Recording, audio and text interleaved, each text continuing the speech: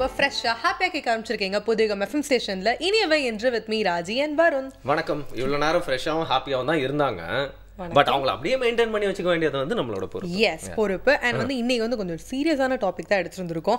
வந்து fresh and happy அப்படின்னு சொன்னாலும் கூட இந்த சீரியஸான டாபிக் கண்டு வந்து பயந்துடலாம் வேண்டாம். பிகாஸ் வந்து அதுக்கான நிறைய விஷயங்கள் வந்து பேசி தெரிஞ்சுக்க போறோம். பிகாஸ் இது வந்து அவேர்னஸ் மந்த். என்ன எங்களை பயமுறுத்தலாம் பாக்குறீங்களா? டிஸ்க்ளைமர்லாம் போடுறீங்க. இன்னைக்கு வந்து பயம் கொடுத்தல. பிகாஸ் வந்து இந்த விஷயத்தை பத்தி வந்து நிறைய சினிமால வந்து பார்த்திருப்போம், நிறைய தெரிஞ்சிருந்திருப்போம். பட் ஆனா இதை பத்தின எந்த அளவுக்கு ஒரு புரிதல் இருக்கு அப்படின்னா வந்து பெரிய குவெஸ்சன் மார்க் தான். அது இந்த பிரெயின் டியூமர் பத்தி தான் இன்னைக்கு முழுக்க முழுக்க பேச போறோம். நான் இன்னைக்கு வந்து என்ன பண்றேன், ஒரு சேஞ்சுக்காக மக்கள் சார்பா மாறிடுறேன். இன்னைக்கு வந்து பிரெயின் டியூமர் பத்தி காலைல பேசுறீங்களே, இதை பத்தி நிறைய பேருக்கு தெரியாம கூட இருக்கலாம். அவேர்னஸ் நல்ல விஷயம் தான் கொடுக்குறீங்க. பட் இதெல்லாம் வந்து தெரிஞ்சுட்டு அந்த பேருக்கு லைட்டா கன்ஃபியூஸ் ஆயிட்டாங்கன்னா, எஸ், அந்த கன்ஃபியூஷனை தான் நம்ம வந்து இன்னைக்கு வந்து கம்ப்ளீட்டா அவாய்ட் பண்ண போறோம். இன்ஃபேக்ட் வந்து நல்ல விஷயங்கள இல்ல வந்து நிறைய விஷயங்கள் வந்து தெரிஞ்சுக்கிறது மட்டும் அவசியம் இல்ல, அதை விட வந்து தப்பா புரியாம இருக்கிறதும் ரொம்ப ரொம்ப ரொம்ப அவசியம். சோ அந்த வகையில தான் வந்து இன்னைக்கு பிரெயின் டியூமர் அவேர்னஸ் மந்த்துக்கான விஷயங்களை பத்தி முழுக்க முழுக்க தெரிஞ்சுக்க போறோம். நாலேஜ் இஸ் டேஞ்சரஸ்னு சொல்லுவாங்க, அந்த வகையில வருதுன்னு நினைக்கிறேன் நீங்க சொல்றது. எஸ், ஆனா அதுக்கெல்லாம் முன்னாடி வந்து என்னதான் வந்து டிசீஸ்லாம் பத்தி பேசினாலும் கூட அதெல்லாம் வந்ததுக்கு அப்புறமா பாத்துக்கலாம், இல்ல வந்து அதெல்லாம் வரதுக்கு என்னென்ன விஷயங்கள் தவிர்த்துக்கலாம் அப்படின்றதெல்லாம் வந்து இருந்தாலும் கூட இந்த மனசை வந்து நம்ம பாதுகாத்துக்கணும் இல்லையா? ரொம்ப முக்கியமான விஷயம் இது. இந்த மனசை பறி கொடுத்துட கூடாது சொல்லுவாங்களே, அதுவா? பறி கொடுக்கறது இல்ல, இது வந்து பாதுகாத்துக்கணும். பிகாஸ் வந்து ஒருநிலைப்படுத்தணும். பிகாஸ் இந்த ஸ்ட்ரெஸ்ஃபுல்லான ஒரு லைஃப்ல என்ன பண்றோம் கான்சியஸாவே இருக்கிறதே கிடையாது. ஏதோ கூப்பிடுறாங்க, யாரோ கூப்பிடுறாங்க அப்படின்னா வந்து நம்ம பாட்டுக்கு ஏதோ வேலை சொல்றது பார்த்தா நீங்க படுத்து தூங்க போறீங்க போல இருக்கே. சோ தூங்கலாம் போலங்க, நம்ம மனசை பாதுகாத்துக்கிறதுக்காக ஒரு யோகா பார்க்க போறோம். பார்த்து வந்துடலாம். பார்க்கலாம். வணக்கம். நலம் தரும் முதிரைகள் மற்றும் விரல்களை மருத்துவர் வரிசையில் இன்றைக்கு நாம் ஒரு முக்கியமான தீர்வை பார்க்க இருக்கிறோம். மூக்கில் சதை வளர்ச்சியை தடுப்பது எப்படி, அதிலிருந்து தப்பித்துக் கொள்வது எப்படி, அல்லது அந்த நோய் வந்தால் சரி செய்து கொள்வது எப்படி. இப்போ இந்த மூக்கில் சதை வளர்ச்சி அப்படின்னு பார்த்திங்கன்னா நமக்கு வந்து சுவாசத்தில் மிகவும் சிரமம் இருக்கும்.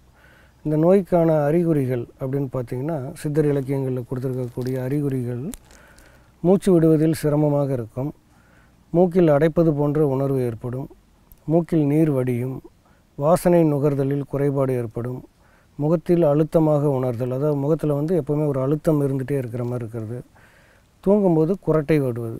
இந்த அறிகுறிகள் இருந்தால் நமக்கு வந்து இந்த நோய் இருக்குதுன்னு அர்த்தம். எப்போவுமே நமக்கு வந்து ஒரு நோய் இருக்குதுன்னு கண்டுபிடிக்கிறது தான் சிரமமாக இருக்கும். ஏனென்றால் அந்த நோய் அறிதல் அப்படின்றதே ஒரு மிகப்பெரிய ஒரு பாடமாக இருக்கிறது. இந்த நோய் அறிதலில் இருக்கக்கூடிய குறைபாடுகள் தான் நம்ம தவறான மருத்துவத்திற்கு வழிவகுக்குது. ஏனென்றால் நோய் அறிதல் மிகவும் முக்கியமான ஒன்று. அப்போ இந்த அறிகுறிகள் வந்து கவனத்தில் எடுத்துக்கொள்ள வேண்டும். இந்த அறிகுறிகள் இருந்தால் நமக்கு இந்த நோய் இருக்குதுன்னு அர்த்தம். அப்போ இப்போ நம்ம குரட்டை விடுவது வந்து ஒரு நோயாக எடுத்துக்கொள்ள வேண்டாம். குரட்டை விடுவது என்பது ஒரு அறிகுறி. அந்த அறிகுறி இருந்துச்சுன்னா நமக்கு மூக்கில் சதை வளர்ச்சி அப்படின்ற ஒரு நோய் ஆரம்ப கட்டத்தில் இருக்குது அல்லது முற்றிய நிலையில் இருக்குது அப்படின்றத நீங்கள் கண்டுபிடிச்சிக்கணும். இப்போ இந்த மாதிரியான அறிகுறிகள்லாம் இருந்துச்சு அப்படின்னா நமக்கு மூக்கில் சதை வளர்ச்சி என்ற நோய் இருக்குதுன்னு அர்த்தம். இப்போ இந்த நோய் வருவதற்கான காரணங்கள் என்னென்ன, அதை நம்ம தவிர்த்துட்டோம்னா இந்த நோயிலிருந்து தப்பிச்சுக்கலாம். இப்போ நோய் இதுவரைக்கும் இல்லாமல் இருக்குது அப்படின்னா இந்த காரணங்களை தவிர்த்தால் நோய் வராமல் நம்மளை காப்பாற்றி கொள்ள முடியும்.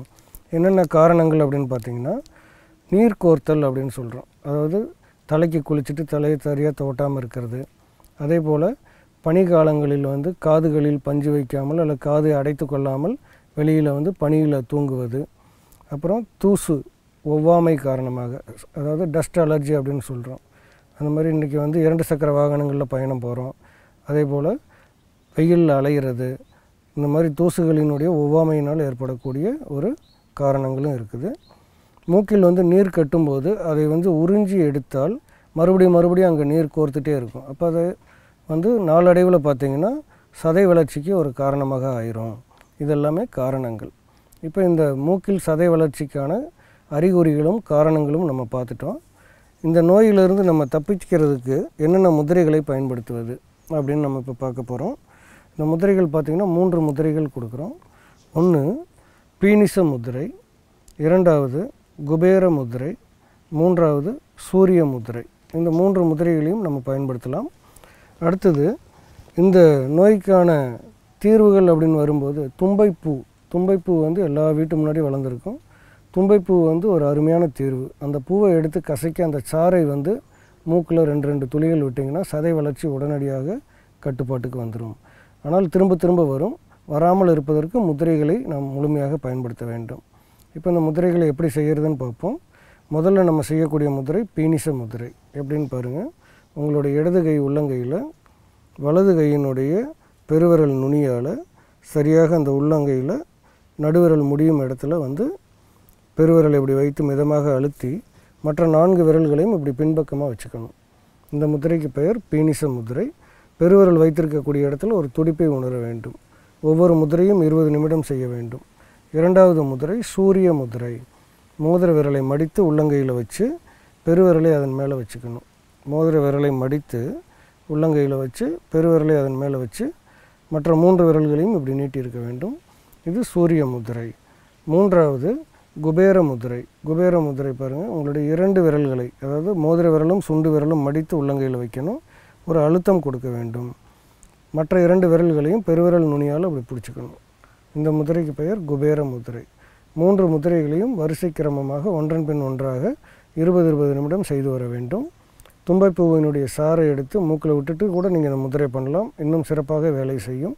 இந்த முதிரைகள் பெயர் முதல்ல செய்ய வேண்டியது வந்து பீனிச முதிரை, 2வது சூரிய முதிரை, 3வது குபேர முதிரை. இது வந்து மூக்கில் சதை வளர்ச்சிக்கான ஒரு தீர்வாக அமையும்.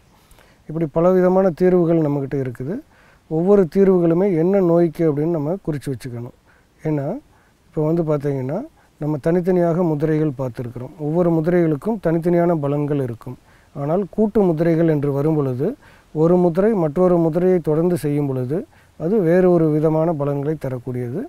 அந்த வகையில் இந்த 3 முதிரைகளும் ஒன்றன் பின் ஒன்றாக செய்து வரும் பொழுது நமக்கு மூக்கில் சதை வளர்ச்சியை தடுக்கக்கூடிய ஒரு அற்புதமான பலனை தரக்கூடியது. அவசர காலங்களில் உபயோகப்படுத்தக்கூடியவையே மருந்து. அன்றாட வாழ்க்கையில் உபயோகப்படுத்தக்கூடியது மருந்து அல்ல. ஏனென்றால் நமக்கு நோய் தீர வேண்டும் என்றால் முறையான வழிமுறைகளை நாம் பின்பற்ற வேண்டும்.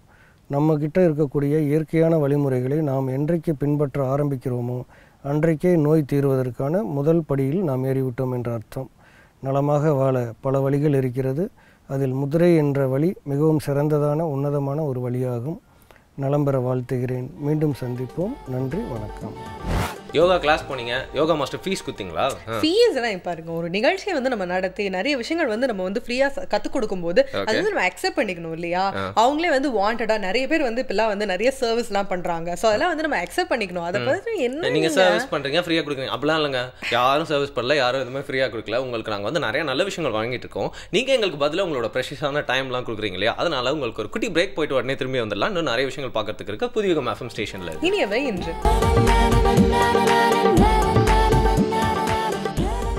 Welcome back. இது உங்கள் புதிய FM இனியவை இன்று with me Raji and Varun. என்ன ஆச்சு? இல்லங்க, உங்க குரல் கேட்டு என்னோட குரல் ஒரு மாதிரி ஆயிடுச்சு. அப்படியே குரல் கேட்டு இந்த லிங்க் கொடுக்கணும்ன்றதுக்காக என்னெல்லாம் சரி எப்பதானே வாய்ஸ் நாய்ஸ் மாதிரி ஆயிடுச்சு. அது எப்பயுமே அப்படிதானே இருக்கு, இப்ப மட்டும் அப்படி இருக்கு. சரி, ஓகே, இப்போ வந்து டாபிக் வந்துடலாம். உலகத்திலே எனக்கு விஷயம் 2 விஷயம், ஒன்னு பிடிக்கும் ஒன்னு பிடிக்காது. ஒன்னு வந்து பிடிச்ச விஷயம் சிப்ஸ், பிடிக்காத விஷயம் வெண்டைக்காய். வெண்டைக்காய் ஆக்சுவலா குழந்தைங்களுக்குலாம் பிடிக்குமே.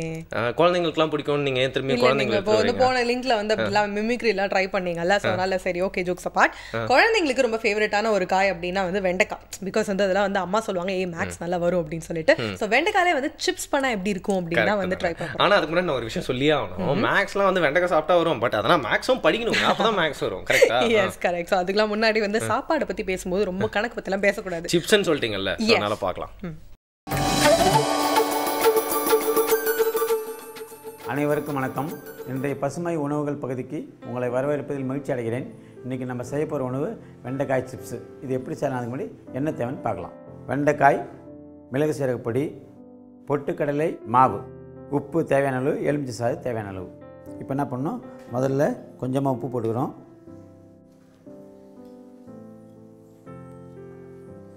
இந்த உப்பு சாதாரணமாக சுவையை கூட்டுறதுக்காக மட்டும் தவிர காய் வந்து உப்பு போட்டு சமைக்கணும் எந்த அவசியம் கிடையாது. காரணம்னா உப்பு வந்து ஏற்கனவே காயில் இருக்குது, தாது உப்புகள் காரில் ஏற்கனவே இருக்குது. நம்ம சுவை கூடுதலுக்காக தான் உப்பு போடுறோம். கொஞ்சம் எலுமிச்சை சாறு, ஒரு அரை தேக்கரண்டி மிளகு சீரகப்பொடி, இது கொஞ்சம் கலக்கணும். இதில் பொடியாக நறுக்கி வச்சுக்க வெண்டைக்காயை சேர்த்துக்கணும். இப்போ வெண்டைக்காய் பச்சையாக இருக்கும்போது சாப்பிட்றது கொஞ்சம் கஷ்டமாக இருக்குன்னு சொல்லுவாங்க. எப்படி கஷ்டம்னா, அந்த உண்மையான சுவை இருக்கு இல்லையா, அது சாதாரண காய்த்தன்மையுடையதாக இருக்கும். இப்போ எலுமிச்சை சாறில் சேர்க்கும்போது, காரம் சேர்க்கும்போது வெண்டைக்காயோட சுவை மாறிடும், ஆனால் வெண்டைக்காயோட தன்மை மாறாது.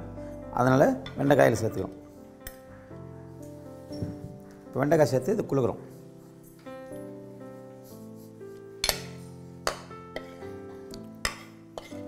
அந்த பிசுபிசுப்பு தன்மையில் இருக்கும். அதுக்காக தான் இந்த பொட்டுக்கடலை பொடி. இப்போ பொட்டுக்கடலை பொடி சேர்த்து பண்ணும்போது அந்த பிசுபிசுப்பு தன்மை போயிடும்.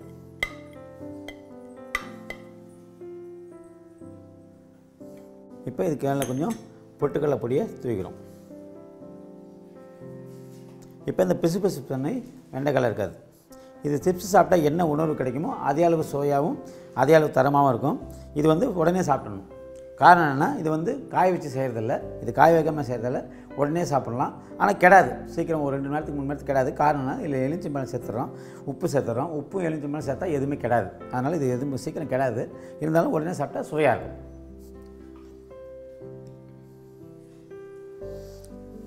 இப்போ இதை கிளறிட்டோம்னா இந்த பிசுபிசு தன்மையை அந்த பொட்டுக்கடலை பொடி எடுத்துரும். இப்போ சோயான வெண்டைக்காய் சிப்ஸு தயாராக இருக்குது.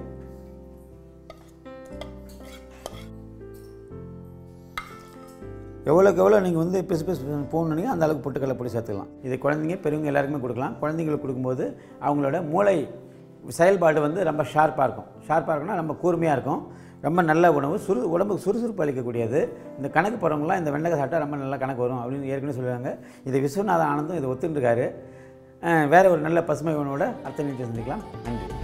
அந்த வெண்டைக்காய் சிப்ஸ் இருக்கே சான்ஸே இல்ல, பாக்குறதுக்கே இப்படி இருந்துச்சுன்னா சாப்பிட்டா எவ்வளவு நல்லா இருக்கும். பட் எனக்கு வந்து அனுப்பி வைக்கிறேன் அப்படின்னு சொல்லியிருக்காரு.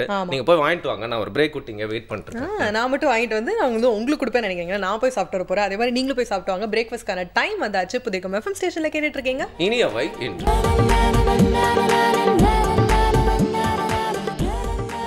Welcome back. இது உங்கள் புதிகம் எஃப்எம் இனியவை என்று with me Raji and Varun. அப்பா திருப்தியா சாப்பிட்டாச்சு. பாத்தீங்களா, பிடிக்காத காய் கூட உங்களுக்கு வந்து பிடிக்க வச்சாரு பாத்தீங்களா? அதெல்லாம் கரெக்ட் தான். பட் பிடிச்சவங்க சொன்னா அது புதுச்சேரி சரவணன் சார் சொன்னதுனால நான் அதை ஏத்துக்கிட்டேன். உடனே பாத்தீங்கன்னா ரீசெண்டா இல்ல ஒரு 13-15 இயர்ஸாவே வந்து அது வந்து நம்மளோட ட்ரெண்டுக்குள்ள வந்துருச்சு. ஒரு காஸ்ட்லியான விஷயம், காஸ்ட்லியான இடத்துல ரொம்ப அழகா டெக்கரேட் பண்ணி கிளீனா வச்சிருந்த லைட்ஸ் எல்லாம் போட்டு ஃபுல் அண்ட் ஃபுல் ஏசி எல்லாம் பண்ணி பாஷான இடத்துல வந்து எவ்வளவு ரேட் வச்சு ஒன்னு வித்தாலும், அதாவது அதுக்கு தகுதியே குவாலிட்டியே இல்லைன்னா கூட அதுக்கு நம்ம எவ்வளவு காசு வேணாலும் கொடுத்து குடிப்போம் இல்லையா? எஸ், ஆமா. வந்து காஃபி அப்படின்றதே வந்து ஒரு கமாடிட்டி ஆயிடுச்சு அப்படின்னே சொல்லலாம். நான் கூட பார்த்தேன் ஒரு 3 மணி நேரம் வந்து ஒரு கேர்ளும் கை உட்காந்து பேசிட்டே இருந்தாங்க. என்னங்க லவ் பண்றீங்களா, அதுக்காக தான் உட்காந்து பேசிட்டீங்களா அப்படின்னு கேட்டேன். இல்லங்க காஃபி குடிக்கிறதுக்காக தான் நாங்க மீட்டே பண்ணோம் அப்படின்னு சொல்லுவாங்க. ஸோ அந்த காஃபி தான் அவங்களை இணைச்சிருக்கான் தெரியுமா உங்களுக்கு? ஆமா, வந்து நிறைய டாக்லைன் எல்லாம் கூட சொல்லுவாங்க. ஸோ வந்து இந்த காஃபி அப்படின்றது வந்து இப்போதைக்கான ட்ரெண்ட்ல வந்து அப்பெல்லாம் வந்து வீட்டுக்கு போனா சும்மா வந்து ஒரு மரியாதைக்கு இல்ல வந்து ஒரு விருந்தோம்பலுக்காக செய்யற ஒரு விஷயம் வந்து இப்போ நம்ம வீட்டுல குடிக்கிறது காபி, நான் சொல்றது காஃபி. பாத்தீங்களா எந்த அளவுக்கு மாறி போச்சு அப்படின்னு சொல்லிட்டு. சோ காஸ்ட்லியான ஒரு காஃபி பத்தி தான் வந்து இன்னைக்கு இறையன்பு சார் நமக்கு சொல்லி தர போறாங்க. இங்கேயுமா? எஸ், பார்க்கலாம்.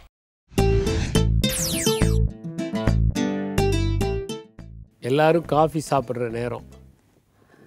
சில பேர் சாப்பிட்ருப்பீங்க, சில பேர் காஃபி கலக்கிட்டே இருப்பீங்க. இந்த காஃபிலேயே வந்து பார்த்திங்கன்னா இந்த காஃபி கலக்கி தரேன் அப்படின்னு சில பேர் சொல்லுவாங்க. சில பேர் காஃபி போட்டு தரேன்னு சொல்லுவாங்க. சில பேர் காஃபி காய்ச்சி தரேம்பாங்க. இந்த காஃபி கலக்கி தரேன்னு சொன்னால் அங்கே காஃபி ரொம்ப நல்லாயிருக்கும். காஃபி போட்டு தரேன் அப்படின்னு சொன்னாக்க சுமாராக இருக்கும். கொஞ்சம் காஃபி காய்ச்சி குடிக்கிறேன், காய்ச்சி தரேன் அப்படின்னு சொன்னாங்கன்னா அந்த இடத்துல காஃபி சாப்பிடாமல் இருக்கிறது தான் நல்லது. உலகத்திலேயே ரொம்ப காஸ்ட்லியான காஃபி எது அப்படின்னா கோபி லுவக் அப்படின்னு ஒரு காஃபி இருக்குது. அதுக்கு பேர் சிவட் கேட் காஃபி அப்படின்னு சொல்லுவாங்க. சிவட் அப்படின்னா என்னென்னா புணுகு பூனை. புணுகு பூனைங்கிறது ஒரு வாசனை பொருளை கொடுக்கக்கூடிய ஒன்று. ஷேக்ஸ்பியர் கூட மச் அடு அபவுட் நத்திங்கில் இந்த சிவட் கேட்டை பற்றி சொல்லியிருப்பார். புணுகுங்கிறது வந்து ஒரு வாசனை பொருள். அது வந்து பல வைத்தியத்துக்கும் பயன்படுறதா சொல்லுவாங்க. இந்த காஸ்ட்லியான காஃபி வந்து இந்த கோபி லுவக் தான். எவ்வளோ காஸ்ட்லியாக இருக்கும்னு நினைக்கிறீங்க? ஏன்னா ஒரு கிலோ எவ்வளோ இருக்கும்? ஒரு 1000 ரூபா இருக்குமா, ஒரு 2000 ரூபா இருக்குமா அப்படின்னு நம்ம யோசித்தோம்னா ஒரு கிலோ வந்து $100 $6600 US வரைக்கும் இந்த காஃபி விலையாம். இதுக்கு எதனால் காரணம்னா அவ்வளவு ரேர், ரொம்ப ரேர் தான் இந்த காஃபி. ஏங்க அது அவ்வளோ ரேராக இருக்குது, ஏன் அவ்வளவு தனித்தன்மை வாய்ந்ததாக இருக்குது, ஏன் அவ்வளோ காஸ்ட்லியாக இருக்குது அப்படிங்கிறதுக்கு பின்னாடி ஒரு சரித்திர குறிப்பு இருக்குது. இந்த புணுகு பூனை வந்து நம்ம தெற்கு ஆசியா, தென்கிழக்கு ஆசியாவில் தான் இந்த புனுகு பூனை இருக்கும். இந்த சிவட் கேட்டுங்கிறது இந்த லுவக்குங்கிற வெரைட்டியை சேர்ந்தது. இந்த டச் பீப்புள் வந்து ஃபஸ்ட்டு காஃபி பிளான்டேஷன்லாம் ஏற்படுத்தும் போது ஜாவா சுமத்ரா இந்த பகுதியில் வந்து காஃபி பிளான்டேஷனை அமைச்சாங்க. அப்படி அமைக்கும்போது அதில் வேலை செய்கிறாங்க பாருங்கள், அவங்களுக்கு காஃபி கொடுக்கறதுக்கு இவங்க அனுமதி வழங்கலை. அவங்களாம் காஃபி சாப்பிடக்கூடாது, எல்லா காஃபியும் நாமளே சாப்பிட்ணும் அப்படின்னு நினச்சா அவங்களே சாப்பிட்டாங்க. அப்போ இந்த காஃபி தோட்டத்தில் வந்து இந்த புனுகு பூனைகள் இருக்கும். இந்த புனுகு பூனைங்க என்ன பண்ணோன்னா இந்த காஃபி பழத்தை சாப்பிட்டுட்டு அதுங்க வந்து புழுக்க போடும்போது அந்த காஃபியில் இருக்கக்கூடிய அந்த மேல் தோலும் பல்ப்பும் மட்டும்தான் போயிட்டு அந்த கொட்டை அப்படியே வெளியே வந்துடும். வெளியே வந்தோடனே அந்த ஒர்க்கர்ஸ் இருக்கிறாங்க பாருங்கள், இந்த ஜாவா சுமத்ராவில் இந்த காஃபி தோட்ட தொழிலாளர்கள், அவங்களுக்கு தான் காஃபி கொட்டை கிடைக்காது. அவங்க இதை எடுத்து நல்லா கழுவி நல்லா பதப்படுத்தி காய வச்சு நல்லா சுடு தண்ணியில் இது பண்ணி அதில் அவங்க காஃபி தயாரித்து சாப்பிட ஆரம்பித்தாங்க. அந்த காஃபி நல்லா டேஸ்ட்டாக இருந்தது, அவங்களுக்கு டேஸ்ட்டாக இருந்தது. இப்போ என்னாச்சுனாக்கா இந்த டச்சு பீப்புள் வந்து சரி நீங்களும் காஃபி சாப்பிட்லான்னு சொல்லிட்டாங்க. நீங்களும் காஃபி சாப்பிட்லான்னு இவங்களுக்கு காஃபி கொட்டையை கொடுத்தா இந்த காஃபி அவ்வளோ டேஸ்ட்டாக இல்லை.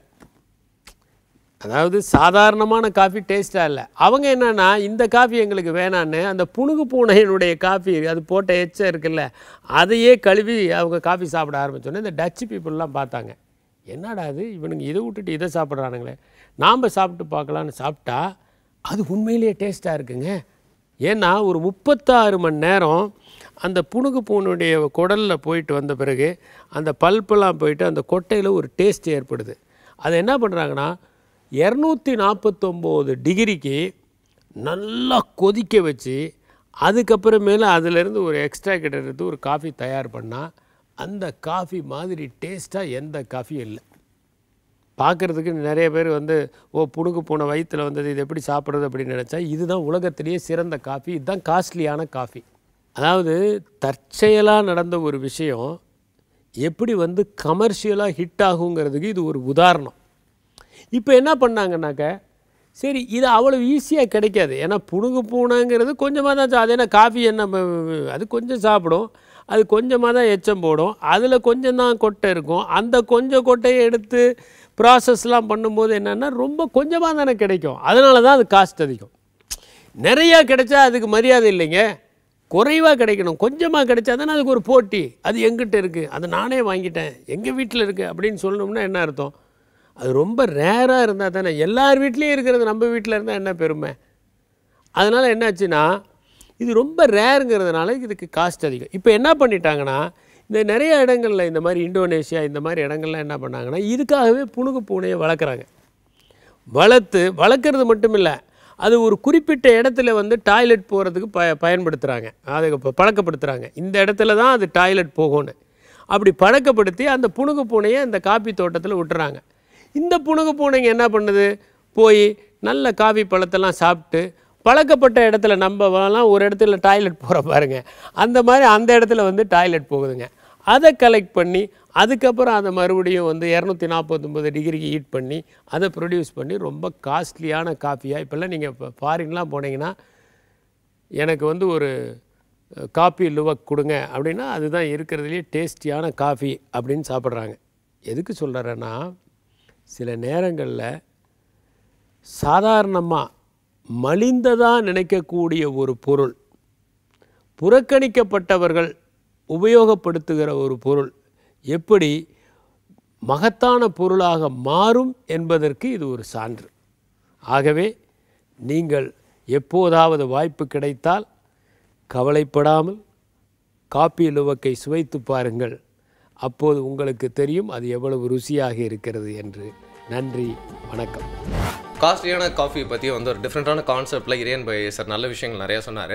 அண்ட் நெக்ஸ்ட் பார்த்தீங்கன்னா வந்து நம்ம காலையிலே பேசி வச்சிருந்தாலும் ஒரு சீரியஸான டாபிக் சொல்லிட்டு நீங்கள் சொல்லியிருந்தீங்க பிரெயின் டியூமரை பற்றி நிறைய அவேர்னஸ்லாம் வந்து தெரிஞ்சுக்க போகிறோம் அப்படின்னு சொல்லிட்டு அவேர்னஸ்லாம் கொடுக்க போகிறாங்க அப்படின்னு சொல்லிட்டு கெஸ்ட் வந்து வெயிட் பண்ணிட்டு இருக்காங்களா? எஸ், டாக்டர் வந்துகிட்டே இருக்காங்க. அண்ட் வந்து இன்னைக்கு வந்து ப்ரிப்பேர் பண்ணி வச்சுக்கணும், இது வந்து பயம்படுத்துறதுக்காகவோ வந்து இவ்வளோ பெரிய டிசீஸ் இருக்குது ஸோ வந்து பார்த்துக்கோங்க அப்படின்றதெல்லாம் வந்து சொல்கிறது மட்டும் இல்லாமல் என்னென்ன மாதிரியான விஷயங்கள் நீங்கள் தப்பாக புரிஞ்சு வச்சுட்டு இருந்திருக்கீங்க, ஸோ ப்ளீஸ் அதெல்லாம் வந்து மாற்றிக்கோங்க, இப்படிலாம் ஒன்றும் இல்லை அப்படின்றதெல்லாம் வந்து எஸ் ரொம்ப கிளியரா சொல்றதுக்காக ஒரு டாக்டர் வந்து ஆன் தி வேல இருக்காங்க. பட் அதுக்கு முன்னாடி நம்ம क्वेश्चंस எல்லாம் வந்து கரெக்ட்டா எடுத்து வச்சுக்கணும் இல்லையா? அதுக்கு ஒரு குட்டி பிரேக் தேவை. சோ இது உங்கள் புதிகம் எஃப்எம் இனியவை இன்று.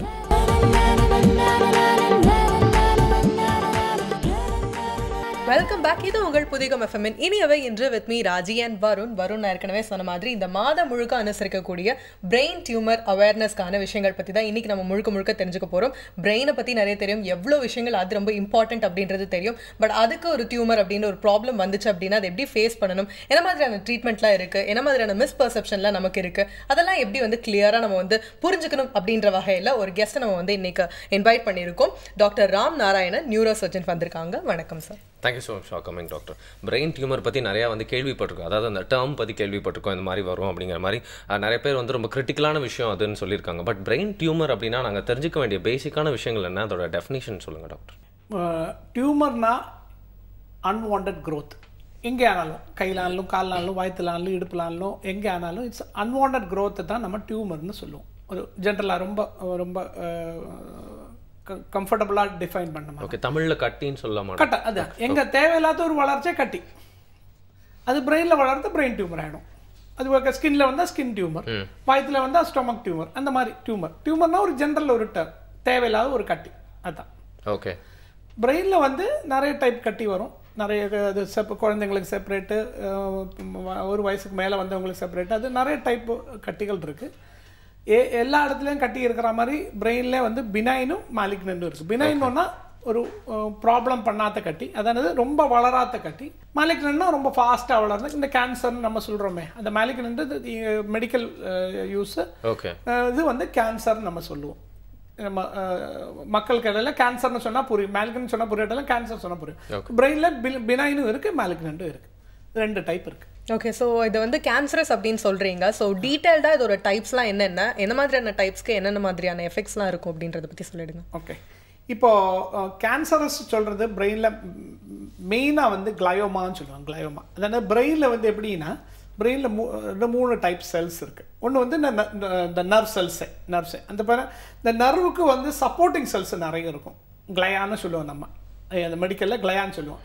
இந்த கிளையாலேருந்து நிறைய டியூமர்ஸ் வரும். ஓகே, அது எல்லாமே கிளையோமாஸ்னு பேர் போடுவாங்க. அது வந்து 4 டைப்பு கிளையோமாஸ் இருக்குது. அது கிரேட் 1, கிரேட் 2, கிரேட் 3, கிரேட் 4. இந்த கிரேட் 4 வந்து கிரேட் 3யும் கிரேட் 4ம் வந்து கேன்சர் இதில் வரும். இதெல்லாம் இந்த WHO இதெல்லாம் இன்டர்நேஷனலி அக்செப்டட் கிளாசிஃபிகேஷன், ரொம்ப டீட்டெயில்ஸில் போகல.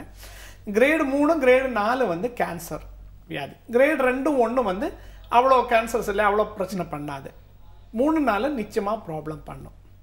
ஓகே, சோ இத ஸ்டேஜஸ் வைஸ் மாதிரியும் பார்க்கலாம் இல்லையா? ஸ்டேஜ் எல்லா நீங்க முன்னாடி எல்லாம் பேசிருப்பீங்க இல்லையா, நிறைய எல்லாத்துக்குமே ஸ்டேஜ் கிரேட் அப்படி இன்டர்நேஷனலி அக்செப்டட் சிச்சுவேஷன்ஸ் இருக்கு.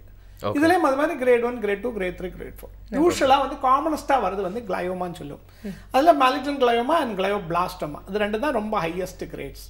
ஓகே ஓகே, இந்த மாதிரி பிரச்சனைகள்லாம் வந்து சில நேரங்களில் இல்லை வாழ்க்கையில் சில ஏஜ் குரூப்ஸில் இந்த மாதிரியான வல்னரபுளாக இருக்கக்கூடிய சூழ்நிலைகளில் நம்மளை அட்டாக் பண்ணக்கூடிய வாய்ப்பு இருக்குது அப்படின்னா எந்த மாதிரியான ஏஜ் குரூப்ஸ்க்கு வந்து ஈஸியாக வரதுக்கான வாய்ப்பு இருக்குன்னு சொல்லுங்கள் டாக்டர். அதுக்கான காரணம் என்னவா இருக்கும்? அது இதில் ஏஜ் குரூப்னு சொன்னால் அந்த குழந்தைங்களுக்கு வேறு டைப்பு வரும், பெரியவங்களுக்கு வேறு டைப்பு வருது. சரியா? இப்போ இந்த கிளையோமான்னு சொன்னேன், நான் இப்போ சொன்னேன் கிளையோபிளாஸ்டோமா ஃபார் எக்ஸாம்பிள், ரொம்ப அட்வான்ஸ்டு கேன்சர். ஓகே, அந்த கேன்சர் வந்து ரொம்ப குழந்தைங்களுக்கு வராது. பட் அதே டைம் குழந்தைகள்ல வேற இதெல்லாம் வரும், மெட்லோபிளாஸ்டோமா இதெல்லாம் சொல்லிட்டு கேன்சர் டைப் வரும். மெட்லோபிளாஸ்டோமா இஸ் கேன்சர். அப்பவே வாய்ப்பு இருக்கு. ஆமா, சின்ன இன்ஃபேக்ட் பிறந்த குழந்தைகளுக்கே வரதுக்கு கேன்சர் வரதுக்கெல்லாம் வாய்ப்பு இருக்கு நிறைய. இது இப்போ ஃபார் எக்ஸாம்பிள் என்னோட ஃப்ரெண்டோட மகன் பாவம் பிறந்து 4 நாள் கழிஞ்சோன்னா பார்த்தோம்னா கண்ணு பார்வை மூவ்மெண்ட் சரியில்லைன்னு சொல்லி காமிச்சோன்னா பிரெயினில் இந்த ஏரியாவில் கேன்சர், ரெட்டினோபிளாஸ்டோமா சொல்லிட்டோம். கண்ணுலேருந்து பிரெயினுக்கு போயிருக்குது. சின்ன குழந்தை, 4 வயசு 5 வயசு குழந்தை, சாரி 4-5 days old பாப்பா. அப்போ உடனே பிறந்த? ஆமாம், பிறந்த ஒரு ஃபியூ ஹவர்ஸ் அந்த பாப்பா. ஸோ வயசு அப்படி ஸ்பெசிஃபிக் கிடையாது. பட் குழந்தைங்களுக்கு வர கேன்சர் வித்தியாசம், அடல்ட்ஸுக்கு வர்றது கொஞ்சம் வித்தியாசம். இந்த மெட்லோபிளாஸ்டோமான்னு எல்லாம் சொல்கிறது வந்து குழந்தைங்களுக்கு வரும். அதே சமயம் கிளையோபிளாஸ்டோமான்னு சொல்கிறதெல்லாம் அடல்ட்ஸுக்கு வரும். ஓகே, அது மாதிரி குழந்தைங்களுக்கு வர்றதுக்கு ஜாஸ்தியும் தலையோட பின்னாடி பாகம் பிரெயின் ஸ்டெம்னு நம்ம சொல்லுவோம், அங்கே உள்ள கேன்சர் ஜாஸ்தியாக வரும். அதே சமயம் அடல்ட்ஸுக்கு இங்கே இந்த போர்ஷனில் உள்ள front portion, upper front portion உள்ள கேன்சர்ஸ் கொஞ்சம் ஜாஸ்தியாக வரும். ஓகே, அண்ட் இப்போ எந்த மாதிரியான சூழ்நிலைகளில் வந்து ஒரு பர்சன் ரொம்ப வல்னரபுளாக இருக்காங்க அப்படின்னு நினைப்பீங்க? இது இந்த எல்லா கேன்சருக்கும் மாதிரியுமே இது யாருக்கு எப்போ வரும்னு 100% யாருக்கு ப்ரெடிக்ட் பண்ண முடியாது. பட் சில வியாதிகள்லாம் இருக்குது. ஃபார் எக்ஸாம்பிள் வேறொரு வியாதி இருக்குது, நியூரோஃபைப்ரோமான்னு ஒரு வியாதி இருக்குது. நியூரோஃபைப்ரோமானா நீங்கள் பார்த்துக்கலாம் தெரியாது, சிலவங்களுக்கு ஸ்கின் முழுக்கக்கூடிய ரவுண்ட் ரவுண்டாக இருக்கும். அதுக்கு நியூரோஃபைப்ரோமான்னு சொல்லி நியூரோஃபைப்ரோமேட்டோசிஸ்ன்னு சொல்லுவாங்க. அந்த நியூரோஃபைப்ரோமேட்டோசிஸ் உள்ளவங்களுக்கு சில டைப் கேன்சர் வரதுக்கு வாய்ப்பு ஜாஸ்தி. ஒரு ஜெனட்டிக் மாதிரி சொல்லலாம். பட் இதுக்கு இதுதான் ரீசன் 100% யாருக்குமே ஒன்றுக்குமே சொல்ல முடியாது. மற்ற கேன்சர் மற்ற பயத்தில் ஆனாலும் கிட்னிலெலாம் கேன்சர் வருது இல்லையா, அது மாதிரி லங்ஸில் வரா மாதிரி இதுதான் ரீசன் 100% யாருக்கும் சொல்ல முடியாது. நிறைய ரீசன்ஸ் இருக்கு. இதா இருக்கலாம், இதா இருக்கலாம், இதா இருக்கலாம், அதா இருக்கலாம், அதா இருக்கலாம். It's only பாஸ்டுலேஷன். அண்ட் நீங்க சொன்னதுலேருந்து என்ன புரிஞ்சுக்க முடியுதுன்னா இதுக்கான ரூட் காஸ் இன்னும் கண்டுபிடிக்கல அப்படிங்கிறது இல்லையா? கண்டிப்பா. இப்போ அப்பா அம்மாவுக்கு வந்திருக்கு அப்படின்னா அட்லீஸ்ட் ஒரு இப்போ ட்ரீட்மெண்ட்லாம் ரொம்பவே அட்வான்ஸ்டா போயிருச்சு. ஸோ கம்ப்ளீட்டாவே கியூர் பண்ணிடலாம் அப்படின்ற ஒரு நம்பிக்கையும் இருக்கு. பட் அப்பா அம்மாவுக்கு வந்திருக்கிற பட்சத்தில் குழந்தைங்களுக்கும் வரதுக்கான வாய்ப்புகள் இருக்கு. ஐ மீன் ஜெனட்டிக்கலா இந்த டிசீஸ் இருக்கு. சில இதுக்கெல்லாம் ஜெனட்டிக் காசும் இருக்கு. சில கேன்சருக்கு, சில டியூமருக்கு ஜெனட்டிக்காக வரதுக்கு வாய்ப்பு இருக்கு. அது மாதிரி சிலது லேடிஸுக்கு ஜாஸ்தி வரதுக்கு வாய்ப்பு இருக்கு. அந்த மாதிரி இருக்கு, ஜெனட்டிக் இருக்கு. பட் இதெல்லாம் 100% இப்படித்தான் என்ன யாருக்கும் சொல்ல முடியாது. நம்ம யூஸ்வலாக எப்படின்னா நம்ம இதெல்லாம் கேன்சரில் நம்ம எல்லாம் டயக்னோஸ் பண்ணி எல்லாம் முடிஞ்சுதான் கழிஞ்சிட்டு பின்னாடி பார்க்கறது தான் நமக்கு தெரியும். ஓ இப்படி ஆயிருக்கலாம்னு தோணும். அப்போ தான் தெரியும். மோஸ்ட் ஆஃப் த டைம் பின்னாடி பார்க்கறது தான் தெரியும். ஓகே நம்ம ஓ இந்த ஆளுக்கு இந்த அப்பாவுக்கு அதே ஆயிருக்குமோ அப்படி நம்ம சர்ச் பண்ணி வரது தான் நமக்கு தெரியும். அப்பதான் நம்ம we assume that there is a reason.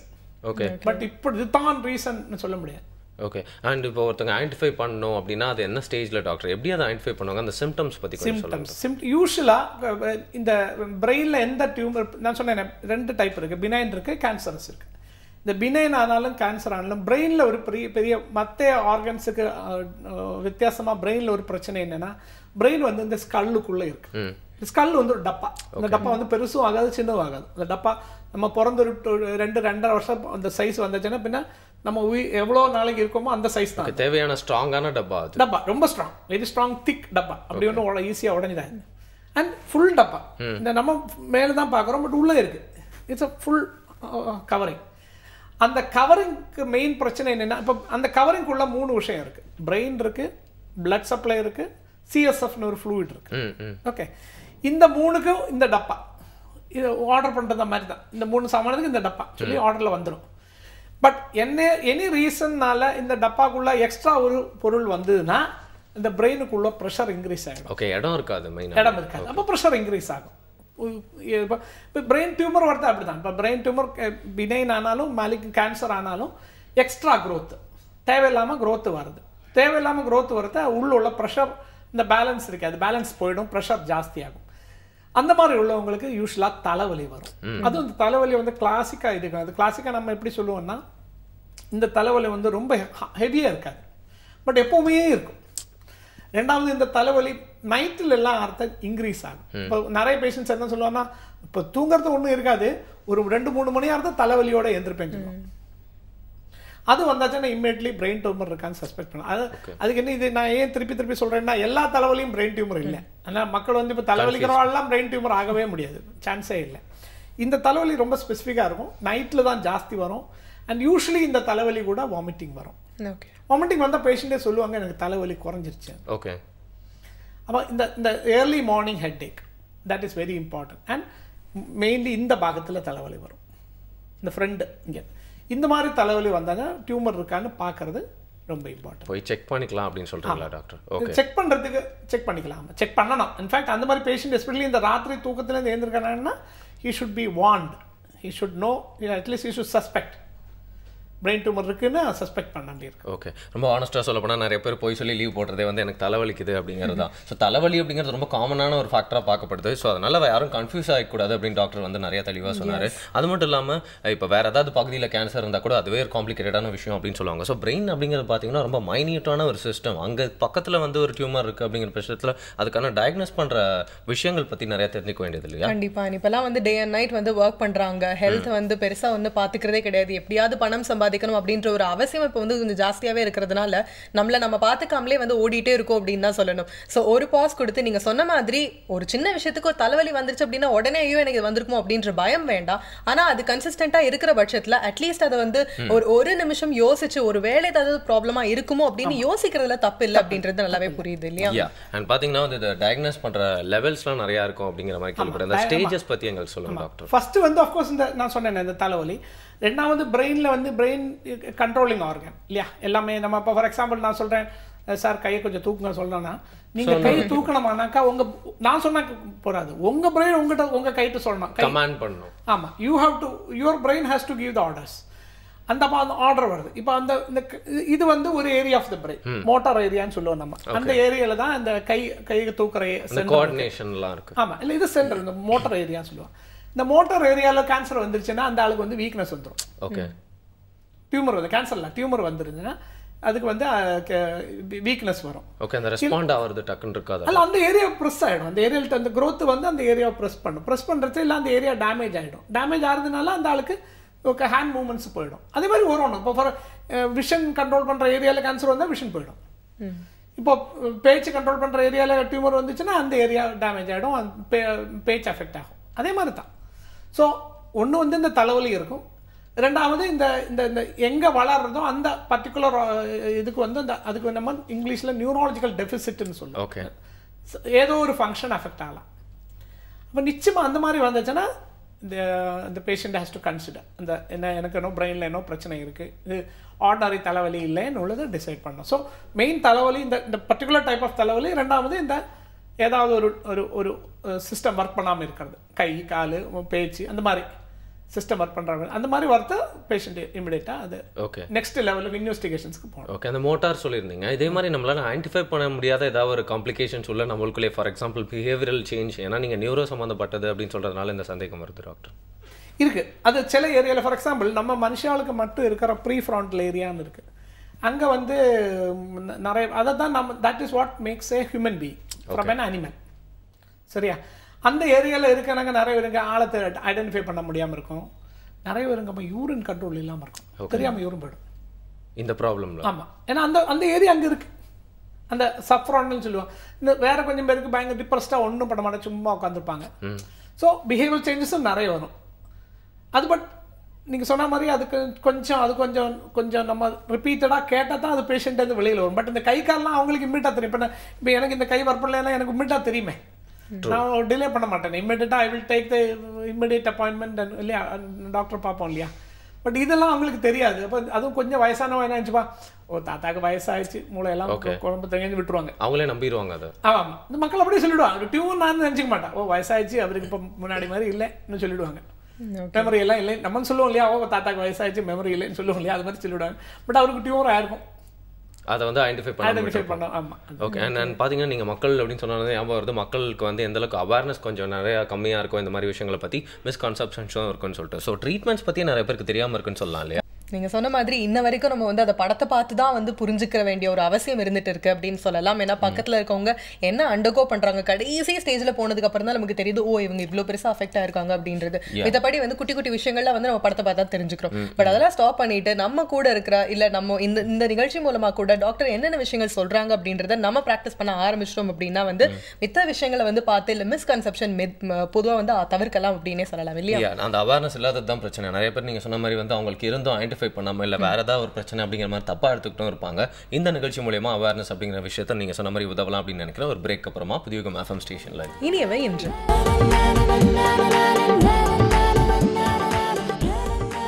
Welcome back புதிய FM ஸ்டேஷனில் இனியவன் நிகழ்ச்சியை தொடர்ந்து கேட்டு என்ஜாய் பண்ணிருக்கீங்க. இன்னைக்கு வந்து பிரெயின் டியூமர் அவேர்னஸ் மந்த். இன்னைக்கு காலையிலே என்னடா இப்பெல்லாம் சொல்லி பயமுறுத்துற அப்படின்னு நினைக்காதீங்க. ரீசெண்டாக பார்த்தீங்கன்னா கூட வந்து நம்ம உலகநாயகன் நடிச்ச உத்தம வில்லன் படத்துல வந்து கமல் சாருக்கு வந்து பிரெயின் டியூமர் தான் வரும். இன்ஃபேக்ட் அந்த படத்தில் அதை வேற மாதிரி ரொம்ப ப்ராக்டிக்கலாக எக்ஸ்பிளைன் பண்ணியிருப்பாங்க அப்படின்னு சொல்லலாம். பட் இன்னைக்கு நம்ம டாக்டர் கூட பேசும்போது தான் தெரியுது எந்த அளவுக்கு நிறையா நமக்கு வந்து பேசிக் விஷயங்கள் கூட தெரியாமல் இருந்திருக்கு. அதே மாதிரி தப்பாக புரிஞ்சிருக்கோம், நிறைய விஷயத்தை பற்றியும் தெரிஞ்சது இல்லையா? கரெக்டான புரிதல் வந்து நமக்கு ரொம்ப அவசியம். நிறைய டவுட்ஸ் இருக்கு, தொடர்ந்து பேசலாம். தலைவலி இருக்கு, கன்சிஸ்டண்டா இருக்கு, அதுவும் வந்து நைட் டைம்ல நீங்க சொல்ற மாதிரி வந்து திடீர்னு எந்திரிச்சு அவ்வளவு தலைவலிக்கிறது காரணமே இல்ல. ஸோ அதனால மேபி இது சீரியஸ் ப்ராப்ளமா இருக்கும் அப்படின்னு யோசிச்சுட்டு ஒரு டாக்டர் கிட்ட வந்து அப்ரோச் பண்ணும்போது என்ன மாதிரியான விஷயங்கள் நீங்க பண்ணுவீங்க? ஃபார் எக்ஸாம்பிள் ஸ்கேன்ல இருந்து ஆரம்பிச்சோம் அப்படின்னா என்ன மாதிரியான விஷயங்கள் இருக்கும்? யூஸ்வலாக நம்ம வந்து ஒரு பேஷண்ட் வந்தோன்னா ஃபஸ்ட்டு நம்ம வந்து கிளினிக்கலாக பார்ப்போம். ஃபார் எக்ஸாம்பிள் வீக்னஸ் இருக்கா. இப்போ நம்ம நடுவில் பேசணும் இல்லையா, சிலவங்களுக்கு இந்த ப்ரீ ஃப்ரான்ட்ல ஏரியாலாம் இருக்கிறது அவங்களுக்கு தெரியாது. ஓகே, அவங்க நினச்சிப்பா முன்னாடி மாதிரி இல்லை, எனக்கு இப்போ கொஞ்சம் ஞாபகம் கொஞ்சம் கம்மி தான் அப்படி they wouldn't think much about it. அதை பற்றி ரொம்ப இம்பார்ட்டன்ஸ் கொடுக்க மாட்டாங்க. பட் நம்ம அதை இது பண்ணிக்கலாம், நம்ம கேட்குறத சொல்லுவாங்க. ஆமாம் டாக்டர் முன்னாடி மாதிரி இல்லை, நம்ம இப்போ எல்லாம் இது பெண்ணை மறந்து போகிறேன், அதை மறந்து போகிறேன், வாட்ச் கட்டிக்க மறந்து போகிறேன் எல்லாம் சொல்லுவாங்க. அப்போ அது நமக்கு ஒரு க்ளூ கிடைக்கும், இந்த மாதிரி ஒரு வாய்ப்பு இருக்குன்னு. அப்புறம் நம்ம பேஷண்ட் எக்ஸாமின் பண்ணலாம், கை எக்ஸாமின், நியூராலஜிக்கல் எக்ஸாமினேஷன் ஒரு ஸ்டாண்டர்டாக பண்ணலாம். அப்போ நமக்கு வீக்னஸ்லாம் இருக்கு. சில வாழ்க்கை என்னன்னா அப்படி மேஜர் வீக்னஸ் இருக்காது, பட் மைல்டாக இருக்கும். அது வந்து அவங்களுக்கு தெரியாது, நம்ம எக்ஸாமின் பண்ணுறது நமக்கு தெரியும். அப்போ அதுலேயே நமக்கு ஒரு ஐடியா கிடைக்கும். ஓகே, எங்கேயோ ஒரு ப்ராப்ளம் இருக்குதுன்னு நமக்கு தெரியும், ஒரு ஐடியா கிடைக்கும் எங்கே இருக்குதுன்னு சொல்லலாம். பட் இது கன்ஃபார்ம் பண்ணோம்னா நமக்கு வந்து usual X-rays, CT scan, MRI இது 3ம் பண்ணுவாங்க. எக்ஸ்ரே வந்து நமக்கு வந்து முன்னாடி அஃப்கோர்ஸ் எக்ஸ்ரே தான் இருந்து, எக்ஸ்ரே வச்சு நிறைய பேர் ஒரு 50 வருஷம் முன்னாடிலாம் நிறைய பேர் பேஷண்ட்லாம் ட்ரீட் பண்ணாங்க. இப்போ வந்து எக்ஸ்ரே வந்து எல்லாருக்கும் யூஸ் பண்ணுறது இல்லை. இப்போ வந்து ஃபஸ்ட்டாக வந்து சிடி ஸ்கேன் பண்ணுவாங்க. சிடி ஸ்கேன்னா தெரியுமே, நம்ம கேள்விப்பட்டிருப்பீங்க. சிடி ஸ்கேனில் அட்டெண்ட் என்னென்னா வேகம் ஈஸியாக முடிஞ்சிடும், ரொம்ப டைம் ஆகாது, ஃபாஸ்ட்டாக எடுத்துடலாம், அக்யூரேட்டாகவும் இருக்கும்னு சொல்லலாம். இல்லை, பட் அதோட டிஸ்அட்வான்டேஜ் அது ரொம்ப ஆக்குரசி இல்லை. இல்லையா? இல்லை, accuracy is not very good, but it is very fast and easy accessible. நிறைய இப்போ எங்கே சிடி ஸ்கேன் எங்கே பார்த்தாலும் சிடி ஸ்கேன் நிறைய இருக்கும், சடனாக போய் எடுத்துகிட்டு வந்துக்கலாம். ஓகே, அதான் சிடி ஸ்கேனுக்கு அட்வான்டேஜ். இப்போ சிடி ஸ்கேனில் சில பண்ணாலும் சிடி ஸ்கேனில் வச்சா நம்ம சிலப்போ ஓகே இதுதான் வியாதின்னு டயக்னோஸ் பண்ணிக்கலாம். சிலவங்களுக்கு ப்ளஸ் மைனஸ் ஒரு ஷூர் எல்லாருக்கும் 100% கேரண்டி. ஏன்னா நான் சொன்னேன் அதை ஆக்குரசி கொஞ்சம் கம்மி தான். அதுக்கு தான் எம்ஆர்ஐன்னு சொல்லுவேன். எம்ஆர்ஐன்னு சொன்னோன்னா மேக்னெட்டிக் ரெசனன்ஸ் இமேஜிங். அதாவது ஒரு மேக்னெட்டிக் ஃபீல்டில் ஒரு பேஷண்ட்டை வச்சுட்டு சவுண்டு கொடுப்பாங்க. சவுண்டு அந்த அப்சார்ப்ஷன் இதை வச்சு அந்த இமேஜஸ் பண்ணும். இந்த எம்ஆர்ஐக்கு அட்வான்டேஜ் என்னென்னா உங்களுக்கு வந்து 3 டைமென்ஷனல் இமேஜ் வரும் முதல்ல. அப்போ நமக்கு நல்ல ஐடியா கிடைக்கும், அது எங்கே இருக்குது, அதோட சைஸு, என்னோட இது எல்லாம் நமக்கு கிடைக்கும். அதுலேருந்து நமக்கு நல்லா ப்ராப்பராக டயக்னோஸ் பண்ணலாம். அப்புறம் முன்னதான் வேறு ஜாஸ்தி எம்ஆர்ஐயில் இப்போ ரீசெண்டாக என்ன பண்ணியிருக்காங்கன்னா எம்ஆர்ஐயில் நிறைய அட்வான்சஸ் இருக்குது. ஃபார் எக்ஸாம்பிள் எம்ஆர்எஸ்ன்னு ஒன்று வந்து எம்ஆர் ஸ்பெக்ட்ரோஸ்கோபின்னு. அதனோட அட்வான்டேஜ் என்னன்னாக்கா அது வந்து இந்த டியூமரில் ஓரோ ஏரியாவில் என்னெல்லாம் கெமிக்கல்ஸ் ஜாஸ்தி இருக்குன்னு தெரியும். அப்போ ஓரோ டியூமரில் ஓரோ கெமிக்கல் ஜாஸ்தியாக இருக்கும். ஓகே, அப்போ கொஞ்சம் கூட டயக்னோஸ் கொஞ்சம் கூட ஈஸியாக, அந்த பேலன்ஸ் வந்து ஈஸியாக தெரிஞ்சுக்கலாம். ஆமாம், அந்த கிராஃபிக்காக வந்துடும். அது அந்த பிக்சர் வந்து ஒரு கிராஃப் மாதிரி வரும். அப்போ நமக்கு தெரியும் ஓகே இதில் இந்த கொலின் ஜாஸ்தி, ஓகே இந்த டியூமராக இருக்கும், இதில் அந்த அசட்டல் கொலின் ஜாஸ்தி, அப்போ அதான் இருக்கும். அப்போ அந்த மாதிரி நமக்கு we get an idea what is cancer டியூமரா நான் கேன்சர் டியூமரான்னு ஒரு ஐடியா கிடைக்கும் எம்ஆர்எஸ். அப்போ அந்த மாதிரி நிறைய இன்வெஸ்டிகேஷன்ஸ் இருக்குது. But mainly MRI is okay.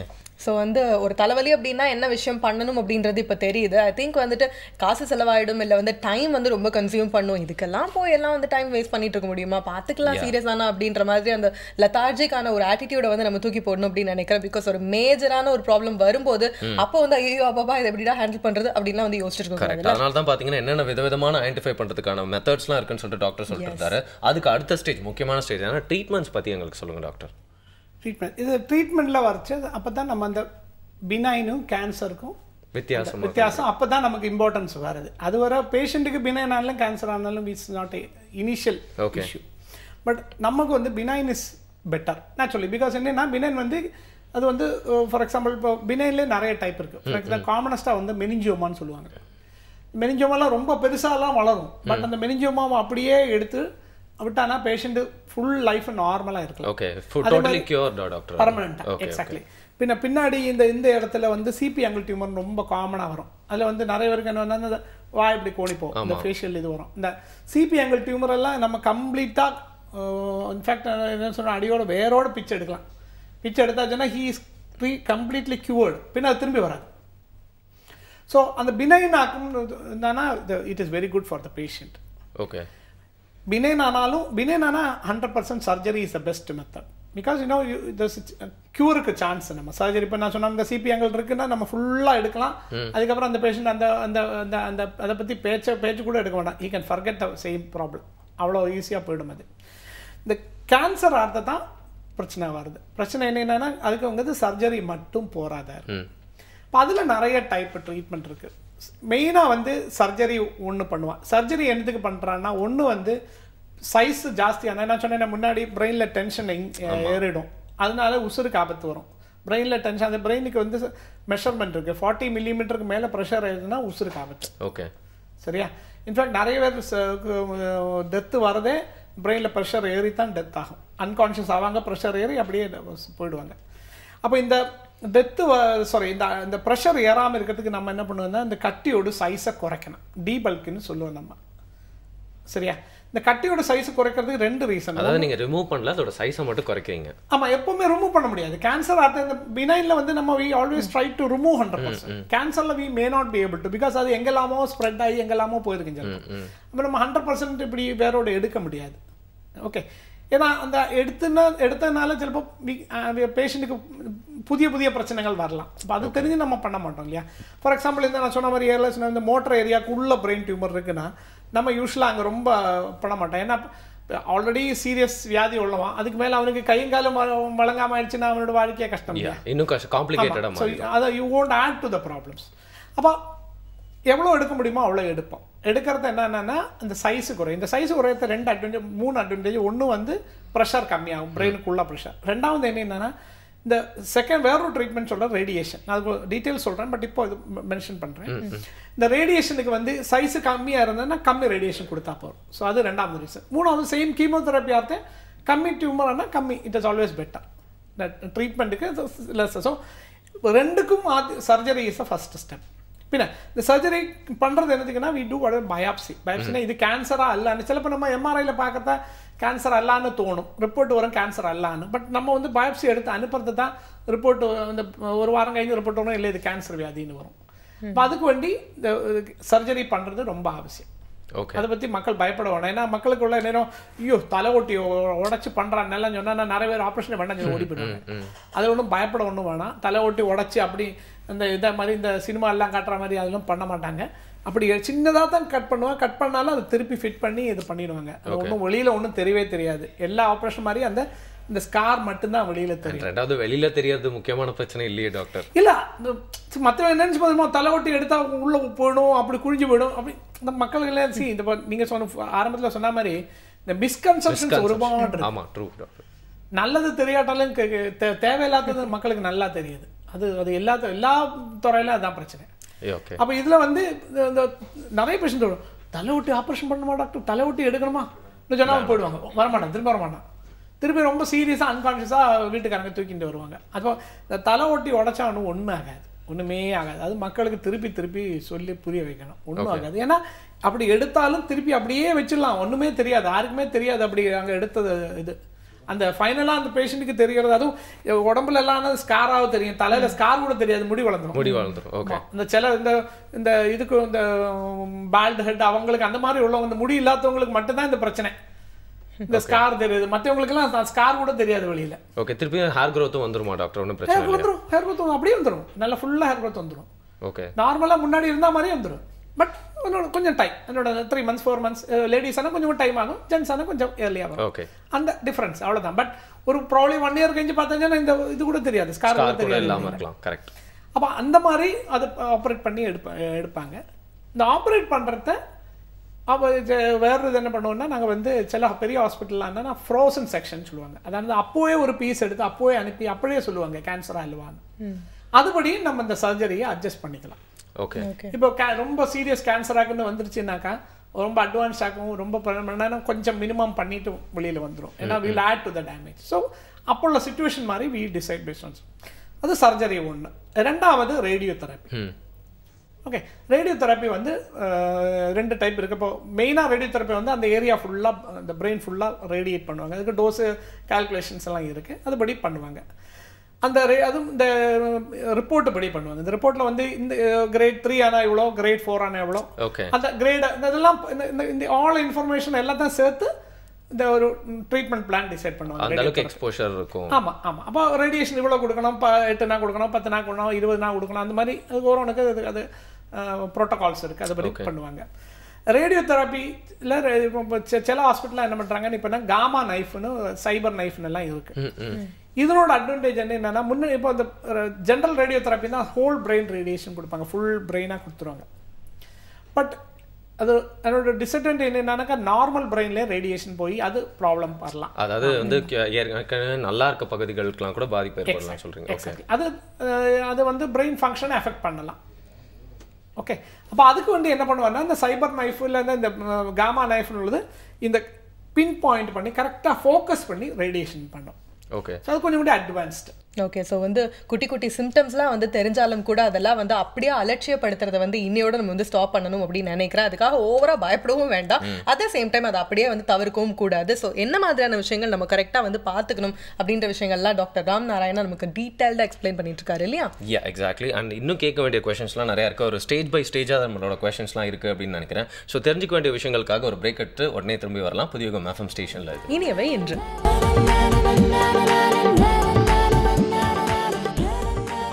Welcome back. இனியவை என்ற நிகழ்ச்சியை புதிய எஃப்எம் ஸ்டேஷனில் கேட்டு என்ஜாய் பண்ணிருக்கீங்க. இந்த காலை வேளையில் உங்களுக்கு நாங்கள் தெரியப்படுத்த வேண்டிய விஷயம், தெரியப்படுத்த விரும்புகிற விஷயம் என்ன அப்படின்னு பார்த்தீங்கன்னா வந்து பிரெயின் டியூமர் அவேர்னஸ் மந்த் அப்படிங்கிற டாபிக் பற்றி தான் பேசிட்டு இருக்கோம். இதுக்காக வந்து ஒரு ஆப்டான கேஸ் கிட்ட தான் பேசிட்டு இருக்கோம் அப்படின்னு சொல்லலாம் இல்லையா?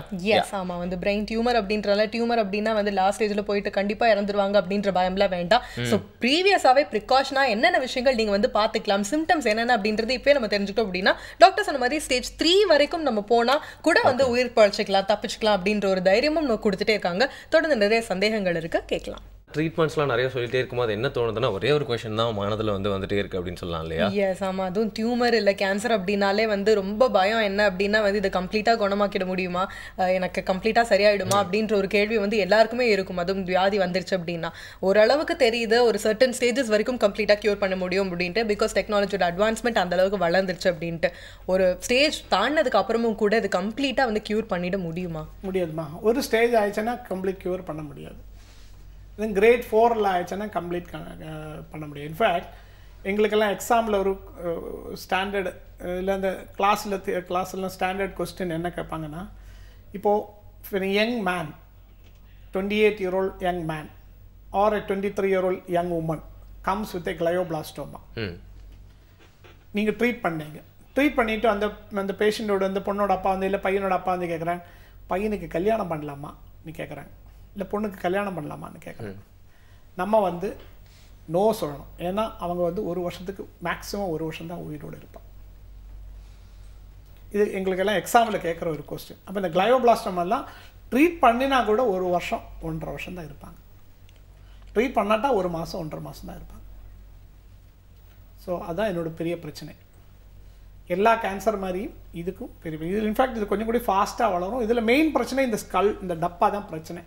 ஏன்னா இப்போ வயத்தில் கேன்சர்லாம் இவ்வளோ பெருசானாலும் வயத்தை அட்ஜஸ்ட் பண்ணிக்கும். பட் இந்த இதில் இப்போ இந்த டப்பா ஆனதுனால இந்த டப்பா வந்து அட்ஜஸ்ட் பண்ணாததுனால கொஞ்சம் சைஸ் வரதே பேஷண்ட்டுக்கு தலைவலி வரும், அன்கான்ஷியஸ் ஆகும், ஃபிட்ஸ் வரும், அன்கான்ஷியஸ் ஆகிடுவாங்க, அப்படியே உசுருக்கு ஆபத்தாயிடும். ஓகே. அண்ட் உங்ககிட்ட வந்து போன வாட்டி பேசிகிட்டு இருந்தப்போ வந்து வேற ஒரு விஷயத்தை பற்றி நீங்கள் நிறைய பாசிட்டிவான விஷயங்கள்லாம் சொல்லியிருக்கீங்க. அதாவது வந்து மேல் க்யூரே பண்ண முடியாது அப்படிங்கிற விஷயத்தெல்லாம் கூட மாற்றிருக்கேன் அப்படின்னு சொன்னீங்க. ஸோ நீங்கள் எக்ஸ்பீரியன்ஸில் நிறைய பேஷண்ட்ஸை மீட் பண்ணியிருப்பீங்க அண்ட் ப்ராக்டிக்கலாக உங்களுக்கு வந்து இதை பற்றி இந்த நிறைய விஷயங்கள் தெரியும் அப்படின்னு சொல்லலாம். ஸோ வந்து இதை வந்து வராமலே தடுக்க முடியுமா, அண்ட் இதை வந்து வராமலே தடுக்கிறதுக்கு நம்ம லைஃப் ஸ்டைல் சேஞ்சஸ் ஏதாவது பண்ண முடியுமா? இந்த லைஃப் ஸ்டைல் சேஞ்சஸ்லேயே நிறைய சொல்கிறாங்க, அது சாப்பிடாது இதை சாப்பிடாது அதை பண்ணு இதை பண்ணு என்னென்ன சொல்கிறாங்க. பட் எவ்வளோ ப்ராக்டிக்கலாக இதெல்லாம் நம்ம பண்ண முடியும்னு நமக்கு தெரியாது. ஃபார் எக்ஸாம்பிள் நான் சொல்கிறேன்னே நிறைய பேர் சொன்னால் நிறைய ஒரு ஸ்டடீஸ் என்ன இருக்குன்னா, நம்ம சென்னை ஏரிகளில் உள்ள தண்ணி கொஞ்சம் பிரச்சனை தான் நமக்கு தெரியும். தண்ணி பிரச்சனை, அதுக்கு முன்னாடி சென்னையிலேருந்து தண்ணி குடிக்காத முடியுமா? தண்ணி கிடைக்கிறதே பிரச்சனை, கிடைச்சாலும் குடிக்கிறதும் பிரச்சனையா? ஆமாம், பட் அது குடிக்காத இருக்க முடியாதே இல்லையா? தண்ணி குடிக்காமல் நெசசிட்டி. ஸோ இதெல்லாம் கொஞ்சம்லாம் நான் முன்னாடி சொன்ன மாதிரி ஒரு 4 பேரை டேபிள் போட்டு உட்காந்துட்டு அப்படி பண்ணாதே இப்படி பண்ணாதுன்னு சொல்லலாம். But it's always not practical. But ரெண்டாவது இதனால இது ஸ்டாப் பண்ணவனுக்கு இப்போ ஃபார் எக்ஸாம்பிள் இது சொல்லுவேன், அந்த ஃபாஸ்ட் ஃபுட்டு ஃபார் எக்ஸாம்பிள் நிறைய சொல்லுவேன், ஃபாஸ்ட் ஃபுட் சாப்பிட்டா அந்த கேன்சர் வரான்னு சொல்கிறாங்க. இந்த ஃபாஸ்ட் ஃபுட் சாப்பிடாதவன் எல்லாம் கேன்சர் இல்லாமே இருக்கான். ஃபாஸ்ட் ஃபுட் சாப்பிட்றவன் எல்லாம் கேன்சர்லையா செத்து போகிறான் இல்லையே. நான் சொன்னேன் இதுக்கு அன்லஸ் இதுக்கு ஒரு இதுதான் ரீசன். இப்போ ஃபார் எக்ஸாம்பிள் தொண்டை வலிக்குது, நம்ம வந்து உடனே டாக்டர் போகிறோம், டான்சில் இன்ஃபெக்ஷன் சொல்கிறாங்க, உடனே காசு வந்தாச்சு, பாக்டீரியா என்னன்னு தெரிஞ்சாச்சு, உடனே ஆன்டிபயோட்டிக் சாப்பிட்டு போயாச்சு, வி ஃபர்கெட் இட். அது மாதிரி ஒரு சிச்சுவேஷன் வருது வர நம்ம இதை பண்ணாதே அதை பண்ணாதேன்னு சொல்கிறதுல அர்த்தமே கிளாரிஃபைடாக சொல்ல முடியாது. You can say avoid this thing, avoid smoking, avoid this thing, avoid meat, இதெல்லாம் சொல்லலாம், சும்மா சொல்லலாம். But 100% it's not practical. Especially இப்போ நம்ம லைஃப்பில் டே டு டே லைஃப்பில் is not practical. Yes, some of things you can avoid. For example smoking வேணாம் வச்சிடலாம், that is okay. Drinking you can say வேணாம், ஐ ஒன்ட் ட்ரிங்க் சொல்லலாம். But அதுக்கு வேண்டி நான் தண்ணி குடிக்க இருக்குவேன்னு டிசைட் பண்ண முடியாதே. You can not, nobody has survived. So that is a problem. ஏன்னா இதுக்கு ரியல் காஸ் இதுன்னு நமக்கு தெரியாது. ஓகே, இன்றைக்கி வந்து பிரெயின் டியூமர் அவேர்னஸ் மந்த் அப்படிங்கிறனால பார்த்தீங்கன்னா வந்து நம்மளோட மெயின் விஷயம் அதாவது இங்கே நடந்திருக்கு அப்படின்னு நினைக்கிறேன். அவேர்னஸ் அப்படிங்கிற பட்சத்தில் நிறைய விஷயங்களை கேட்டு தெரிஞ்சிருக்கும் அப்படின்னு நினைக்கிறேன். பேசிக்கான ஃபேக்ட்ஸ் கூட பிரெயின் டியூமரை பற்றி தெரியாததெல்லாம் இன்றைக்கி வந்து ஆரம்பிச்சு காம்ப்ளிகேட்டடான நிறைய விஷயங்கள் தெரிஞ்சு ட்ரீட்மெண்ட்ஸ் வரைக்கும் அதை வந்து புரிஞ்சிருக்கோம்னு சொல்லலாம் இல்லையா? எஸ், டே டு டே லைஃப்பில் வந்து நம்ம சாப்பிட்ற சாப்பாடுலேருந்து நம்ம எப்படி பார்த்துக்கிறோம், நம்ம எந்த அளவுக்கு ஸ்ட்ரெஸ்ஃபுல்லாக மென்டலி நம்ம எந்த அளவுக்கு நம்ம பார்த்துக்கிறோம், இது எல்லாமே வந்துட்டு ஒரு விஷயத்துக்கும் ஒரு இன்ஃப்ளூயன்ஸ் பண்ணிகிட்டே இருக்கும் அப்படின்னு சொல்லலாம். ஒரு டிசீஸ்க்குமே வந்து ஒரு இன்ஃப்ளூயன்ஸ் இருந்துகிட்டே இருக்கும் அப்படின்னு சொல்லலாம். ஸோ கம்ப்ளீட்டாக எதுவுமே அவாய்ட் பண்ண முடியாது. அட்லீஸ்ட் அது வந்து போஸ்ட்போன் பண்ணலாம். இல்லை அதுக்கான விஷயங்கள் வந்துருச்சு அப்படின்னா அது எப்படி தவிர்க்கலாம், இல்லை அதுக்கான ட்ரீட்மெண்ட்லாம் எப்படி எடுக்கலாம் அப்படின்ற ஒரு அவேர்னஸ் இன்னைக்கு நமக்கு வந்து முழுக்க கிடைச்சிருச்சு அப்படின்ற ஒரு திருப்தி இன்னைக்கு இருக்கு. ஸோ அதெல்லாம் வந்து டீட்டெயில்டாக எக்ஸ்பிளைன் பண்ண உங்களுக்கு ரொம்ப நன்றி சார். மிக்க நன்றி டாக்டர். அடுத்து வந்து நம்மளோட வெப்சைட்கான பகுதி வந்தாச்சு. இன்னைக்கு என்ன வெப்சைட் எடுத்துட்டு வந்திருக்கீங்க வரும்? ஓகே, பொதுவாக பார்த்தீங்கன்னா வந்து ஒரே ஒரு ஜோக் புக் வச்சுட்டு அதுல இருந்து ஒரு ஜோக்கா அப்படியே சுட்டு எல்லாருக்கும் சொல்லி நான் தான் அந்த ஜோக்கா கிரியேட் பண்ண அப்படிங்கிற மாதிரி ஒரு ஃபீலிங் உண்டாக்குறதோட அந்த புக்கே எல்லாருக்கும் கொடுத்துடலாம் அப்படிங்கிற மாதிரி டெய்லி ஒரு வெப்சைட் நம்ம தேடி கண்டுபிடிச்சு சொல்லிட்டு இருக்கோம் இல்லையா? பட் ஒரே நாளில் உங்களுக்கு 100க்கும் மேற்பட்ட, அதாவது 101 வெப்சைட் இருக்க ஒரு வெப்சைட் வந்து சொல்லலாம் அப்படின்னு இருக்கேன். இது பேர் வந்து labnol.org அப்படிங்கிற வெப்சைட்டோட பேர். இதில் வந்து நான் ஏற்கனவே சொல்லியிருந்தேன் இல்லையா, 100க்கும் மேற்பட்ட வெப்சைட் இருக்கு அப்படின்னு சொல்லிட்டு 101 வந்து யூஸ்ஃபுல்லான வெப்சைட்கான லிங்க்ஸ் வந்து இவர் இதில் கொடுத்துருக்காரு. அண்ட் டெக்னிக்கல் ஆஸ்பெக்ட்ஸில் வந்து நிறைய விஷயங்கள் தெரிஞ்சுக்கணும் அப்படின்னா கூட வந்து ரொம்ப இன்ஸ்பைரிங்காக இருக்குது இந்த வெப்சைட் அப்படின்னு சொல்லலாம். நிறைய கேட்ஜெட்ஸ், வெப் ஆப்ஸ் இதெல்லாம் பார்த்தீங்கன்னா போர்ட்டல் காலம்ஸ் கூட அவர் எழுதியிருக்காரு அப்படின்னு சொல்லலாம். இவர் மட்டும் இல்லாமல் நிறைய பேர் கூட வந்து டெஸ்டிமோனியலில் வந்து எழுதியிருக்காங்க. அண்ட் அதெல்லாம் பார்த்து வந்து நம்மளுக்கு யூஸ்ஃபுல்லான விஷயங்கள்லாம் நம்ம வந்து இதில் டிசெக்ட் பண்ணி எடுத்துக்கலாம் அப்படின்னு சொல்லலாம். நான் ஏற்கனவே சொன்ன மாதிரி இந்த 101 வெப்சைட்ஸ் எல்லாம் இருக்கு இல்லையா, அது வந்து ஒரே மாதிரி ஜானராக இல்லாமல் வேரியஸ் ஜானர்ஸ்குள்ளான வெப்சைட்ஸ்லாம் இருக்கு. எல்லாமே ரொம்ப யூஸ்ஃபுல்லாக ஏதாவது ஒரு காலகட்டத்தில் லைஃப்பில் நம்மளுக்கு யூஸ்ஃபுல்லாக இருக்க மாதிரியான வெப்சைட்ஸ் அப்படின்னு சொல்லலாம். ஓகே, ஸோ ஒரு ஸ்க்ராட்ச்லேருந்து என்ன ஒரு டிராயிங்லேருந்து என்ன விஷயங்கள் டெக்னிக்கலாக வந்து ரொம்ப புதுசான விஷயங்கள் மைண்ட் ப்ளோயிங்காக இருக்க விஷயத்தை எல்லா பற்றியும் தெரிஞ்சுக்கலாம். அண்ட் பார்த்தீங்கன்னா அது ரேண்டமாக சர்ச் பண்ணும்போது கிடைச்ச ஒரு ரேண்டமான வெப்சைட், பட் யூஸ்ஃபுல்லான வெப்சைட் அப்படின்னு சொல்லலாம். ஸோ நம்ம வேலையை கொஞ்சம் குறைச்சிட்டோமோ அப்படின்னு நினைக்கிறேன். பட் எனிவேஸ் தெரிஞ்சுக்கிறதுக்கு வந்து ஆயிரக்கணக்கான விஷயங்கள் இருக்கு. ஸோ இது ஒரு விஷயம் அப்படின்னே சொல்லலாம். அதோட பேர் வந்து ஸ்பெல்லிங் மட்டும் சொல்லிடுறேன், labnol.org, labnol.org. ஓகே, ஸோ வந்து நிறைய பேர் வந்து ஒரு விஷயத்துக்கும் வந்து வெப்சைட்டை தேடுறதுக்கே அப்பப்பா என்னடா இது கிடைக்கவே மாட்டேங்குது அப்படின்ற மாதிரி இதாவாங்க. ஸோ வந்து இந்த வெப்சைட் ஐ திங்க் வந்து எல்லா விஷயத்துக்கும் வந்து யூஸ்ஃபுல்லாக இருக்கும் அப்படின்னு நினைக்கிறேன். ஸோ செக் பண்ணாங்க அப்படின்னா வந்து எல்லா விஷயங்களுமே வந்து கீழே லிஸ்ட் அவுட் பண்ணியிருக்காங்க, நான் பார்த்தேன் ஆப்வியஸ்லி வந்துட்டு. ஸோ என்னைக்கும் ஒரு நாள் இது எப்போ யூஸ் ஆகுமோ, எந்த டாபிக் நமக்கு தேவையோ அதை நம்ம வந்து ரிலேட் பண்ணிக்கலாம் இல்லையா? Okay, super. ஸோ வந்து இன்னைக்கு ஒரு நல்ல விஷயத்தை பற்றி தெரிஞ்சுக்கிட்டாச்சு. பிரெயின் டியூமர் பற்றி ஒரு டிசீஸாக மட்டும் தெரிஞ்சுக்காம அதோட மிஸ்கன்செப்ஷன்ஸ்லாம் என்னென்ன, அதெல்லாம் எப்படி தவிர்க்கணும் அப்படின்ற விஷயத்தையும் வந்து டீட்டெயிலாக நம்ம கற்றுக்கிட்டாச்சு. ஸோ அந்த திருப்தியோட நம்ம கிளம்பலாம் அப்படின்னு நினைக்கிறேன் இல்லையா? அந்த திருப்தியோடலாம் கிளம்ப முடியாது. ஏன்னு பார்த்தீங்கன்னா ஃபீட்பேக் அப்படின்னு ஒன்று இருக்கு இல்லையா, யாராவது நம்ம நல்லா பண்ணிட்டா ஒரு அப்ரிசியேஷன் கொடுத்தா தானே அந்த கெத்தை வந்து ஃபுல் நாளுக்கு அப்படியே மெயின்டைன் பண்ண முடியும். அந்த பாசிட்டிவ் ஆட்டிடியூட் நாங்கள் மட்டும் இல்லாமல் நீங்களும் மெயின்டைன் பண்ணோம் அப்படின்னா வந்து நம்ம ஷோ பற்றின ஒப்பீனியன் கருத்துக்கள் நீங்கள் வந்து சொல்லலாம். எப்படி இருந்தாலும் பரவாயில்ல, நாங்கள் வந்து ஷோவை இம்ப்ரூவ் பண்ணிக்கிறதுக்கான ஆஸ்பெக்ட்ஸில் அது இருந்தாலும் நாங்கள் ரொம்ப சந்தோஷப்படுவோம். So if at all you have something to see, feedback@pudiyugam.tv அப்படிங்கிற மெயில் ஐடிக்கு உங்களோட ஃபீட்பேக்லாம் அனுப்புங்க. ஏன்னா அப்படி ஒரு வேளை நான் வந்து ஆன்லைன் போக முடியாது, கடிதங்கள் தான் என்னால் அனுப்ப முடியும் அப்படின்னா கண்டிப்பாக ஸ்க்ரீனில் தெரியுற இந்த அட்ரஸ்க்கு உங்களுடைய கடிதங்களை எங்களுக்கு கைப்பட எழுதி அனுப்பலாம். இல்லைனா ஸ்க்ரீனில் தெரியுற இந்த டால் ஃப்ரீ நம்பருக்கு கால் பண்ணி உங்களோட ஃபீட்பேக்லாம் ரொம்ப சிம்பிளாக பதிவு பண்ணுங்கள். திருப்பி நாளைக்கு வந்து ஒரு எக்ஸைட்டிங்கான டேவோடு உங்களை சந்திக்கிறோம். இந்த இன்ஃபர்மேட்டிவான ஷோ பார்க்கறதுக்காக திருப்பி நாளைக்கும் நீங்கள் எங்களை வந்து மீட் பண்ணுவீங்க அப்படின்னு நம்புறோம். இப்போ நாங்கள் எஸ்கேப் ஆகிறோம் புதிய FM ஸ்டேஷனில். இனியவை என்று வித் வருண் அண்ட் ராஜ்.